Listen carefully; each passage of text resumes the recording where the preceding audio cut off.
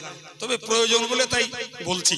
চেয়ারে বসে নামাজ হবে কি ভাই? খুব ছোট কথায় বলি, রাসূলুল্লাহ সওয়ারি পিঠ থেকে পড়ে যে পায়ে আঘাত লেগেছে, জি ভাই আমার, তো রাসূলের জমানাতেও চেয়ার ছিল, সাহাবাদের জমানাতেও চেয়ার ছিল, এত সত্ত্বেও রাসূল এবং সাহাবাদের জীবনে চেয়ারে নামাজ পড়ার কোনো রেকর্ড নাই। সুতরাং মৌলিক ভাবে চেয়ারে নামাজ পড়ার শরীয়তে অনুমতি নেই।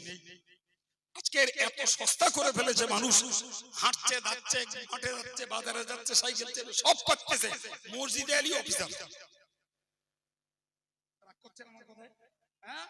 মনে রাখবেন, যার যেমন অস্বস্তি, আপনি ভাই আপনার অস্বস্তিটাকে কোন মুক্তির কাছে পেশ করুন, তিনি আপনার অস্বস্তিকে মূল্যায়ন করে কিভাবে নামাজ পড়া যাবে তিনি আপনাকে পথ বলে দেবেন। তবে নিজের স্বাধীনতা মতন জি দাঁড়াতে পারছেন না, বসতে পারছেন না, মুক্ত মুখ হেনসানো করে চেয়ারে নামাজ পড়ে নামাজগুলো ক্ষতি করবেন না। ভদ্র ভাষায় এর থেকে বেশি আর বলার কিছু নেই। একজন লিখেছেন, ছোট শিশু জন্ম লাভ করে তখন আজান দেওয়া হয়, সেই আজানের নামাজ কবে হয়? আচ্ছা ভাই, সেই ছোট শিশু আজান দেওয়া হয়, সেই নামাজ কবে হয়? এটা তোমার জানার দরকার পড়েছে না হুজুর পরীক্ষা করার দরকার পড়েছে? সেটা আমি ভালো বুঝতে পারতেছি না, তোমার জিজ্ঞেস করতেছি ভাই, যে সে আজান সেই কবে দিল? আর সিজার ওলি তো আজান দেয়, দেয় হ্যাঁ বলেন দেয়? হ্যাঁ, আর এই মুয়াজ্জিন প্রত্যেকদিন 5 বার করে আজান দিচ্ছে, এই নামাজটা কবে পড়ো বাপ? ওইটা একটু বলো দিন। তারা জন্মের সময় আজানটার হিসেব পরে নিচ্ছে। হ্যাঁ ভাই, এরকম কোন কথা কেতাবে নেই। কিছু স্বাভাবিক এই কি বলবো এচড়ে পাকা মৌলবি বলে বলে সেই আতুর ঘরে আজান দিল আর এই মরার পরে নামাজ হচ্ছে। বুঝতে পারেননি? উদরসাল উদর গালে বেসকে দেবে বলে, আরে মরার পরে নামাজ পড়তেছে, জ্যান তোরা মরা পড়তেছে কি মরাই পড়তেছে? আর ওই জবাব দেয়, ওইটা আমার একটু পরীক্ষা করতে চাচ্ছে, দেখি হুজুর জানে কিনা। আরে পণ্ডিত ভাই 2 নম্বর একটা প্রশ্ন করেছে যে আল্লাহ পাক যখন নবী পাক সাল্লাল্লাহু আলাইহি সাল্লামকে আল্লাহ তাআলা আরশ মুআল্লায় নিয়ে যায়, তখন কি সামনাসামনি বসিয়া কথা বলে না পর্দায়? আচ্ছা যাক ভাই, পর্দায় বলুক আর বসে বলুক ওটা পরে দেখা যাচ্ছে। জি, নবী মেরাজে যে আল্লাহর কাছে দুটো উপহার নিয়ে এসেছিলেন আল্লাহর দেওয়া। একটা হলো 50 ওয়াক্ত নামাজের পরিবর্তে 5 ওয়াক্ত নামাজ পড়লি 50 ওয়াক্তের সওয়াব আল্লাহ দেবে, সুবহানাল্লাহ বলেন। আর রমজান মাসের রোজা। এখন যিনি প্রশ্ন করেছেন আমি তো চিনি না বাপ, কে দিয়ে গেছে এখানে?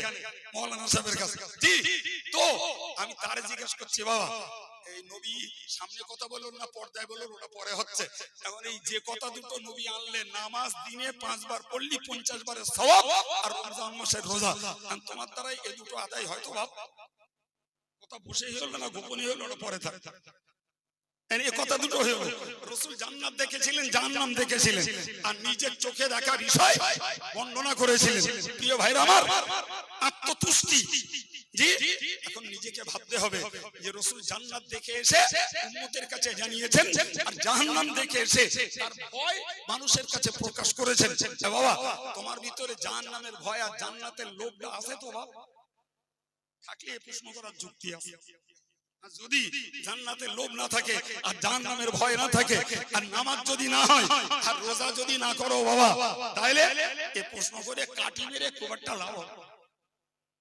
একটুখানি জেনে রাখো, হাদিস শরীফে এসেছে, জি আম্মা জান আয়েশা সিদ্দিকা রাদিয়াল্লাহু আনহাকে জিজ্ঞাসা করা হয়েছিল যে রাসূলুল্লাহ আল্লাহকে মেরাজের রাত্রিকে দেখেছিলেন? মা আয়েশা বলেছিলেন কাইফা ইয়ারা ও হুয়া নূরুন, কেমন করে দেখবেন, তিনি তো একটা আলো। সম্মানিত ভাইরা মনে রাখুন, জীবন্ত সাথে আল্লাহকে পৃথিবীতে কেউ দেখিনি। যারা দেখেছেন বলে জীবনীতে লেখা আছে, রাসূল দেখেছেন, ইমাম আবু হানিফা দেখেছেন, ইমাম শাফি দেখেছেন, হযরত হাসান বাসারি দেখেছেন, সবগুলো স্বপ্ন। সবগুলো কি নবী মেরাজে স্বপ্নে যাননি, সশরীরে জাগ্রত অবস্থায় দেখেছিলেন, অতএব গিয়েছিলেন। অতএব আল্লাহ তার নবীকে সরাসরি দেখেননি, কথাও বলেননি। আল্লাহর সঙ্গে নবীর কথা হয়েছিল পর্দার ব্যবধান। এটাই তাম পৃথিবীর সুন্নাতুল জামাতের আকীদা। খেয়াল থাকবে জি ভাইরা আমার। সে নিজে দেখলে নিজে গুনাহগার হবে। প্রিয় ভাই আমার, তো আমি বিদায় দিচ্ছি।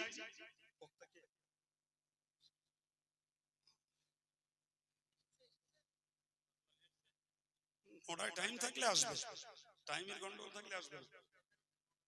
এখানে লেখা আছে, সেখানে কি করে গেছে সে যারা করে তারাই জানে। যাই হোক।